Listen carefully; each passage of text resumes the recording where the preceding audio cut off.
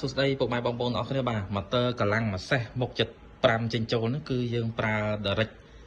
ពីផ្ទាំងសូឡាពីផ្ទាំងបាទចាប់ពី450វ៉ាត់រហូតដល់580វ៉ាត់គឺយើងអាចប្រើប្រាស់បានដាក់ជាមួយនឹងម៉ូទ័រនេះអញ្ចឹងមានបងប្អូនយើងច្រើនដែលពួកគាត់បានប្រើប្រាស់ទៅគឺចំណេញបាទអញ្ចឹងគាត់ប្រើត្រឹមតែ6ខែគឺគាត់ចំណេញម៉ូទ័រនេះបានមួយដោយសារអីគាត់ពីមុនមកគាត់ប្រើម៉ាស៊ីនបាទម៉ាស៊ីនបូមអីគាត់ប្រឆេះអស់ថ្លៃម៉ាសុតបាទអស់ថ្លៃម៉ាសុតដល់ពេលគណនាទៅគឺគាត់ចំណេញហើយគាត់បានទឹកបានច្រើនបាទទឹកបានជ្រាបដល់ដំណាំរបស់គាត់បានច្រើនអញ្ចឹងគាត់បាន feedback មកវិញថាម៉ូទ័រនេះមានគុណភាពល្អអញ្ចឹងអរគុណច្រើនមែនសម្រាប់បងប្អូនបើសិនជាបងប្អូនមានតម្រូវការមុនចូលឆ្នាំនេះក្រុមការងារនឹងបញ្ចុះតម្លៃជូនបងប្អូនទាំងអស់គ្រប់ផលិតផលម៉ូទ័រម៉ាសេសកន្លះសេះម៉ាសេសកន្លះអី250វ៉ាត់អីគឺចុះជូនបងប្អូនទាំងអស់បាទមុនចូលឆ្នាំនេះបាទសូមអ្នកនងតាមលេខទូរស័ព្ទឬក៏ link Telegram បាទសូមអរគុណ